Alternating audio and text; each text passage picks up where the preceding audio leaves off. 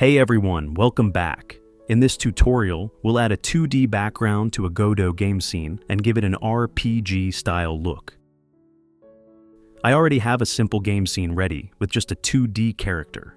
If you want to know how I made this character and the basic scene, check the top link or the link in the description. Right now, as you can see, the scene only has a 2D character on a plain background. Let's make this look like a real RPG by adding a proper 2D background. First, download or create an RPG-style background or tile set. You can find free assets on sites like itch.io, OpenGameArt, or other asset stores. Make sure your image is in PNG or JPG format, then drag it into your Godot project folder. Now, in Godot, open your main scene, click on the root node and add a new child node called Sprite2D. Select the Sprite2D node, go to the inspector, and assign your background image to the texture property.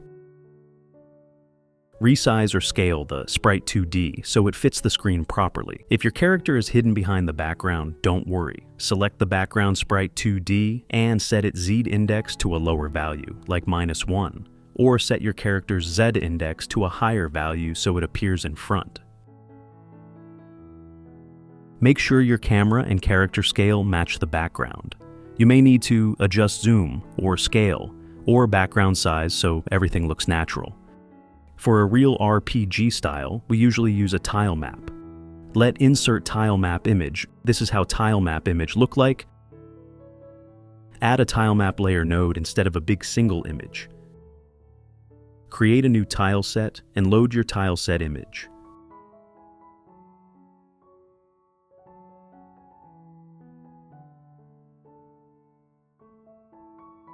Define tiles by selecting regions from the tile set. Now you can paint your map directly inside the editor, like drawing with a brush.